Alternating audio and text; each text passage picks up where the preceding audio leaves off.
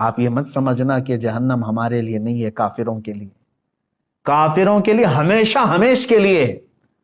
لیکن مسلمان بھی اگر گناہ کرتا ہے تو اپنے گناہوں کی سزا بھگتنے کے لیے اسے دوزخ میں جانا ہوگا، دوزخ میں جانا ہوگا۔ اور قرآن پاک میں اللہ تعالیٰ فرماتا ہے کلما نضجت جلودہم بدلناہم جلودا غیرہا لیذوقوا العذاب، جب جب تمہاری چمڑی پک جائے گی آگ کی گرمی کی وجہ سے، ہم وہ چمڑی بدل دیں گے، پھر نئی چمڑی لگائیں گے۔ بدلناہم جلودا غیرہا، یہ 42 ہاتھ موٹی چمڑی جب جل جاتی ہے، اللہ تعالیٰ فرماتا ہے پھر وہ بدل کر کے دوبارہ لگائی جائے گی۔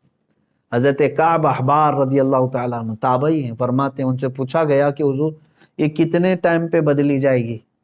توجہ چاہتا ہوں، روزانہ نئی چمڑی بدلی جائے گی روزانہ یا مہینے میں؟ حضرت کعب احبار فرماتے ہیں نہیں، 1 گھنٹے میں 70 بار بدلی جائے گی، 1 گھنٹے میں 70 بار وہ چمڑی بدلی جائے گی جہنمی۔ اب وہ جو چیخ و پکار کر رہے ہوں گے تو بھوک کی وجہ سے اور پیاس کی وجہ سے۔ جہنم کا کھانا اور پانی بھی تو سن لو، اس کا بھی ذکر قرآن پاک میں آیا ہے، شجرۃ الزقوم۔ قرآن پاک میں اللہ تعالیٰ نے فرمایا تھوہڑ کا ایک درخت، بہت ہی کانٹے دار پھل، ایک جہنم کا ایک درخت ہے، اس کا پھل دیا جائے گا۔ کہا گیا اس پھل کا ایک دانہ اگر دنیا میں گرا دیا جائے تو سارے جانور اور انسان مر جائیں اس کی کڑواہٹ سے۔ وہ ایک پھل کا، اس کی کڑواہٹ، اور وہ جو پھل دیا جائے گا جہنمی کو کھانے کے لیے، بھوک کی شدت کی وجہ سے وہ کھائے گا، لیکن جیسے ہی وہ پھل کھائے گا اس کے کانٹے اس کے حلق میں اٹک جائیں گے اور باہر نکل چکے ہوں گے، نہیں اندر جائیں گے۔ وہ کہے گا کہ مجھے پانی پلایا جائے، پانی بھی مائے حمیم، شرب الہیم۔ سورہ واقعہ پڑھو تو رونگٹے کانپ جاتے ہیں۔ اللہ تبارک و تعالیٰ فرماتا ہے ھذا نزلہم یوم الدین، آج تمہاری مہمان نوازی اسی پانی سے کی جائے گی۔ وہ کون سا پانی؟ اللہ اکبر، حدیث پاک میں ہے فرمایا گیا مجرمین کے سڑے ہوئے جسموں سے جو پیپ نکلے گا، خون نکلے گا، اس کو پکایا جائے گا، کھولایا جائے گا، اور وہ پانی اس قدر تیز گرم ہوگا کہ جب جہنمی کو دیا جائے گا پیالے میں تو وہ اس کی تیز گرماہٹ سے اس کا جبڑا زمین پر گر چکا ہوگا، نیچے کا ہونٹ لٹک رہا ہوگا۔ اس کو کیا کرنا ہے؟ اس کو پینا ہے اور اپنے تھوڑ دار درخت کے پھل کو اندر داخل کرنا ہے۔ تو اسی گرم پانی کو جب اندر ڈالے گا تو اس کی انتڑیاں گل چکی ہوں گی، لیکن کوئی مسئلہ نہیں۔ آپ سوچتے ہوں گے ارے اتنا سخت عذاب، آگ کا بچھونا، آگ کا اوڑھنا، درخت ایسے، پھل ایسے، بچھو ایسے، سانپ ایسے، تو پھر مرتا کیوں نہیں؟ قرآن میں اللہ نے وہ بھی فرمایا، سورۃ الاعلیٰ کی آیت ہے، اللہ فرماتے ثم لا يموت فیہا ولا یحیا۔ جہنم کا عذاب ایسا ہے کہ یہ دوزخ نہ کسی کو زندہ رکھے گی نہ کسی کو موت دے گی، موت بھی نہیں آنی، مر بھی نہیں سکتے۔ مجرمین وہاں یہی تمنا کریں گے جو دنیا میں موت آنے سے جو ہم ڈرتے تھے، لیکن آج ہم کو چاہیے موت تو دے دی جائے۔ رب تعالیٰ فرماتا ہے نہیں، اب موت کسی کو نہیں آنی ہے، دنیا میں ایک بار آ چکی، آ گئی۔ نہ جنتیوں کو موت آنی ہے نہ دوزخیوں کو موت آنی ہے، یہ ہے دوزخ۔ اس کی چند ہی باتیں میں نے پڑھا میرے عزیزو، اللہ اکبر۔ ایک حدیث پاک ہے مسند احمد کی، یہ بھی حدیث سن لے، میرے آقا صلی اللہ علیہ وسلم سے مروی ہے، جہنمیوں کے سر پر اس قدر کھولتا ہوا گرم پانی ڈالا جائے گا کہ وہ سر میں چھید کر کے پیٹ میں پہنچ جائے گا۔ اگر اوپر سے پانی گرایا جائے تو سر میں سے سوراخ کرتے ہوئے پیٹ میں گر جائے گا، اور پیٹ میں جو کچھ ہو اسے کاٹ ڈالے گا، اور یہ سب کچھ پیٹ سے نکل کر قدموں میں آ گرے گا۔ اللہ اکبر۔ اور یہ جہنمیوں کو ایک اور عذاب ہے، پہاڑ چڑھنے کا عذاب۔ صعود ایک پہاڑ ہے، کہا جائے گا کہ اس پہاڑ کو طے کرو، چڑھو۔ وہ پہاڑ چڑھنے میں انہیں 40 سال لگ جائیں گے، پھر انہیں اتارا جائے گا اور پھر کہا جائے گا پھر پہاڑ چڑھو۔ تو کچھ لوگوں کو یہ پہاڑ چڑھنے کا عذاب دیا جائے گا، یہ قرآن پاک میں بھی ذکر ہے، 70 سال لگ جائیں گے پہاڑ چڑھنے میں۔ جہنمیوں کو مارنے کے لیے جو لوہے کے گرز وہاں پر ہیں اتنے وزنی ہیں کہ سارے انسان اور جنات ملا کر کے بھی اسے اٹھا نہیں سکیں گے، لیکن وہ فرشتے جو عذاب دینے والے فرشتے ہیں وہ سخت ہیبت ناک شکل میں جہنم میں موجود ہوں گے، جو عذاب دے رہے ہوں گے، اور بے رحم، بالکل کسی پر رحم نہیں کھائیں گے۔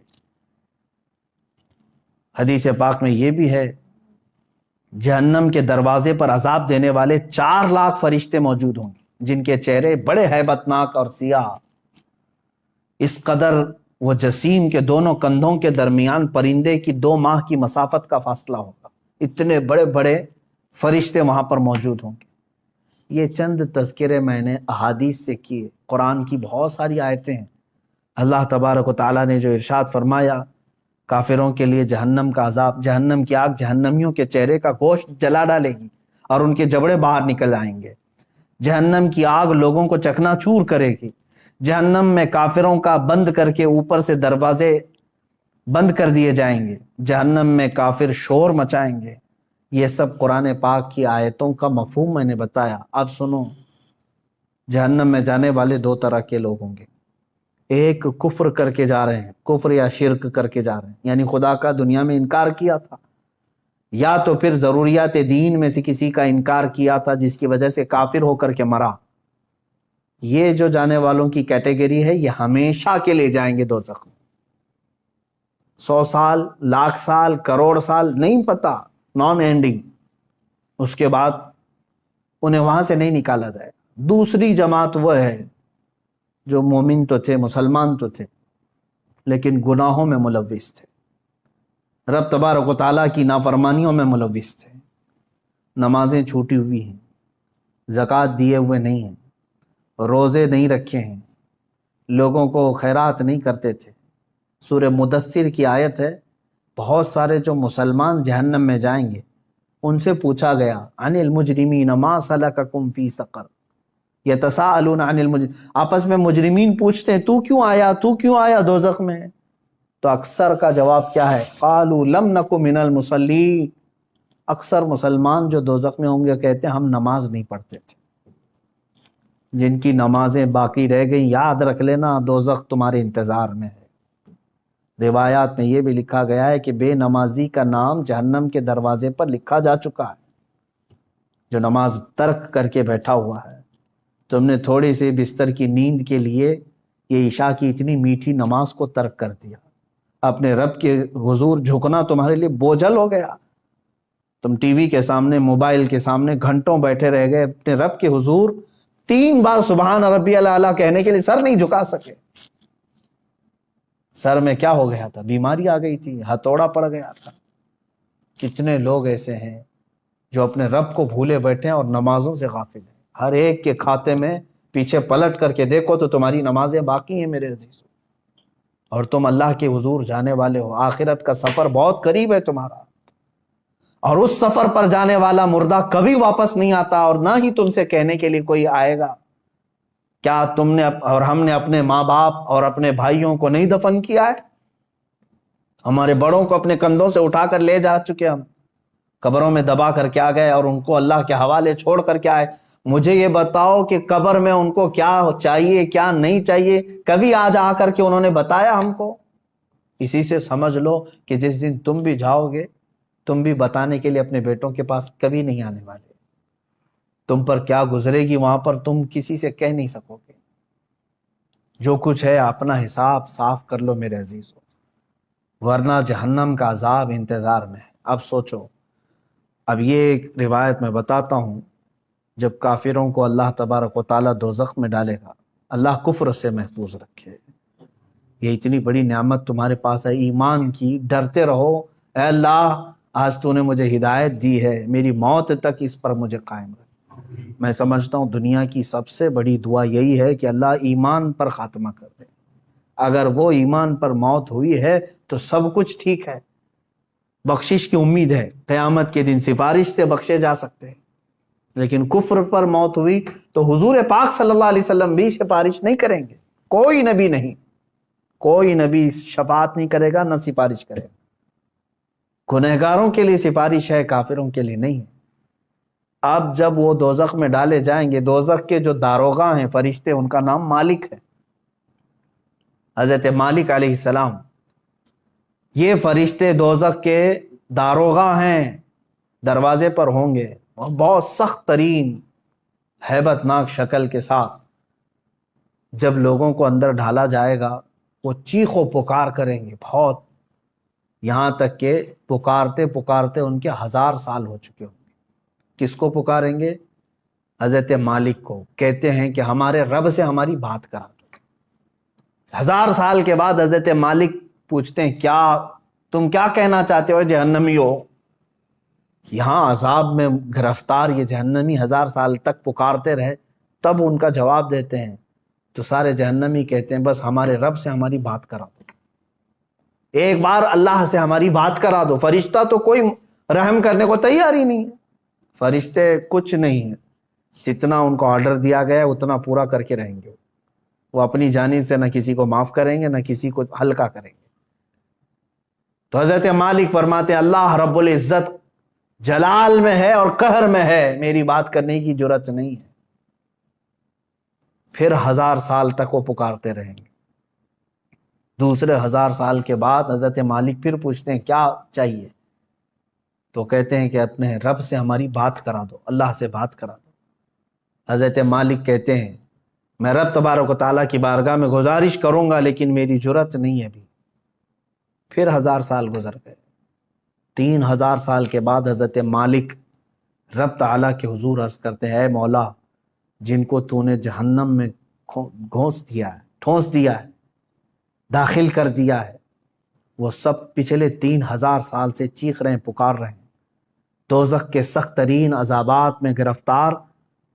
اللہ تبارک و تعالیٰ فرماتا ہے، وہ کیا چاہتے ہیں؟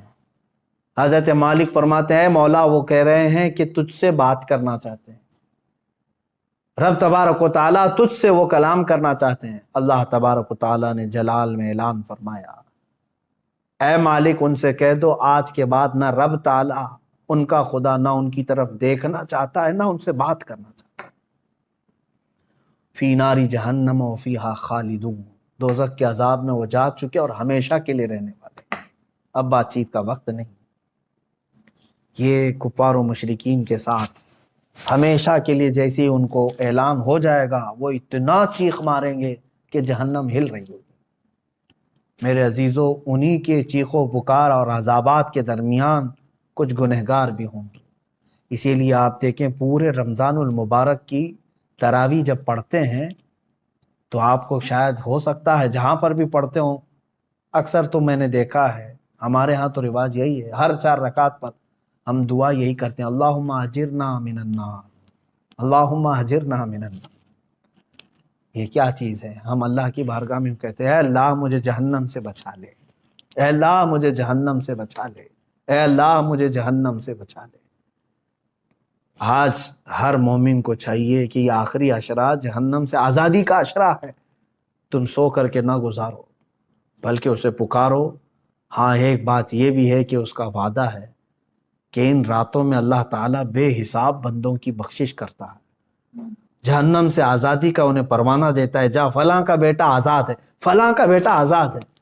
کیا ہی خوش قسمت ہیں وہ لوگ جن کا نام آج کی رات پکارا جا رہا ہو کہ فلاں آزاد ہو گیا، لیکن اس کے لیے میرے عزیزو دل سے پکارنا ضروری ہے، جہنم کا خوف بھی دل میں رہے اور رب تعالیٰ کی رحمت سے امید بھی لگی رہے۔ اور حضرت سفیان ثوری رضی اللہ تعالیٰ عنہ کا وہ قول مجھے یاد آتا ہے، آپ فرماتے تھے، اے اللہ، ایک تابعی ہیں، تابعی صحابہ کو جنہوں نے دیکھا، وہ تابعی بڑے نیک، ان کی بہت ساری عبادتیں، لیکن کیسے کہتے ہیں، دیکھو اللہ کی بارگاہ میں یوں عرض کرتے ہیں، اے اللہ، میرے اعمال کے حساب سے میں تیری جنت الفردوس کا لائق تو نہیں ہوں، میں تیری جنت میں جانے کا اہل تو ہوں نہیں، لیکن اے مولا، تیری دوزخ کا عذاب سہنے کے قابل بھی نہیں، میں ایسا کمزور کہ دنیا کے مچھر کے کاٹنے پر بھی لگ جاتا ہوں، تیرے دوزخ کے ہولناک عذابات کا سامنا کیسے کر پاؤں گا؟ اب بچتا کیا ہے؟ میں میرے عمل کے مطابق جنت میں جا نہیں سکتا اور تیرے عذاب دوزخ کو برداشت کر نہیں سکتا، مولا بس بات رہ جاتی ہے تیرے فضل کی، بات رہ جاتی ہے تیرے رحم کی۔ اگر تو فضل اور رحم فرما دے تو مجھ جیسا بندہ بھی تیری جنت کا مزہ لے سکتا۔ اے مسلمانوں، آج کی رات اور جو یہ آخری عشرہ آئے، اس میں سونے کے لیے نہیں ہے۔ ہاں، جس قدر تم اپنے جسم کو راحت دے سکتے ہو سو، لیکن ڈر کر کے بستر چھوڑ کر کے اٹھ جاؤ کسی بھی وقت، دکھاوے کے لیے نہیں۔ لوگ بھیڑ جمع کر کے سوچتے ہیں کہ ہم عبادتوں کے لیے چلے آئیں، بلکہ بسا اوقات ایسا بھی ہونا چاہیے آپ کے ساتھ۔ حضور صلی اللہ تعالیٰ علیہ وسلم نے اپنے رب تعالیٰ سے پوچھا کہ مولا تجھے تیرے بندوں میں سب سے زیادہ پسندیدہ بندے کون ہیں؟ اللہ تعالیٰ نے جو فرمایا وہ 3 قسم کے ہیں، اس میں سے میں ایک ذکر کرتا ہوں۔ فرماتے ہیں اللہ نے یہ فرمایا کہ جب دنیا سو رہی ہو تو میرا بندہ بستر چھوڑ کے میرے لیے کھڑا ہو گیا۔ اللہ فرماتا میں اس کی طرف بہت جلدی متوجہ ہوتا ہوں کہ اپنی راحت اور اپنا سکون چھوڑ کر کے بستر چھوڑ کر کے کھڑا ہو گیا۔ کون سی چیز اس کو رات میں کھڑا کر رہی ہے؟ صرف اسے اس کے رب کی محبت کھڑا کر رہی ہے، اور اس کے عذاب کا ڈر اسے کھڑا کر رہا ہے۔ میں نے جو آیت کی تلاوت کی تھی شروع میں، اس کا مفہوم یہی ہے۔ اللہ فرماتا ہے ایمان والو، یا ایھا الذین آمنوا قوا انفسکم، اپنے آپ کو بچاؤ، واہلیکم، اور اپنے گھر والوں کو بچاؤ۔ کس سے بچائیں؟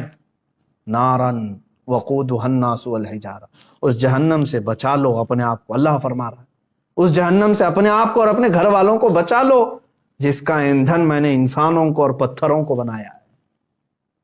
کہیں ایسا نہ ہو کہ میرے عزیز ہو ہم بھی اس دوزخ کا ایندھن بن جائیں۔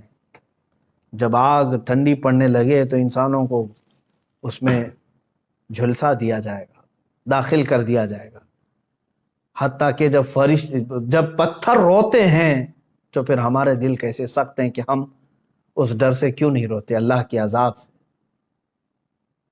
آپ مجھے بتا دیں کسی کے پاس آج گارنٹی لیٹر ہے آپ کے پاس کہ تو دوزخ میں نہیں جا سکتا؟ مجھے بتا دو، کسی کے پاس یہ گارنٹی لیٹر موجود ہے کہ تو دوزخ میں نہیں جا سکتا؟ میرے عزیزو، ہمارے کسی کے پاس ایسی کوئی بھی چیز نہیں۔ ہمارے پاس تو کیا ہے؟ صحابہ اکرام کو جب حضور نے فرما دیا تھا کہ تم جنتی ہو، اس کے باوجود حضرت عمر اتنا روتے تھے کہ ان کی آنکھوں کے نیچے کالا حلقہ بن گیا تھا، کالا حلقہ بن گیا تھا۔ صحابہ، تابعین، اولیاء، حضرت عمر ابن عبدالعزیز رضی اللہ تعالیٰ عنہ، عید کا دن ہے، اب رمضان کے بعد عید کے لیے ہم سب زور شور سے تیاریوں میں رہتے ہیں، گھر میں بیٹھے رو رہے تھے۔ جن کے پورے قرآن پاک کی تلاوت اور روزوں کے ساتھ رمضان گزرا، عید کے لیے لوگ نئے کپڑوں کے ساتھ جب تھے، آپ رو رہے تھے۔ لوگ آئے آپ کو بلانے کے لیے، چلیں آج عید کا دن ہے۔ آپ نے فرمایا مجھے ڈر لگتا ہے کہ کہیں میرے روزے میرے منہ پہ مار دیے گئے ہوں گے، میری تلاوتیں پھینک دی گئی ہوں گی، تو میری کون سی عید ہے؟ کیا پتا کہ قبول ہوئی کہ نہیں ہوئی۔ یہ وہ اولیاء کاملین تھے جو ڈر سے تھر تھر کانپتے بھی تھے، لیکن اللہ کی ذات سے ایک امید بھی لگائے رہتے تھے۔ آج میرے عزیزو، یہ آخری عشرہ گناہوں سے توبہ کا بھی ہے، جہنم سے آزادی کا ہے۔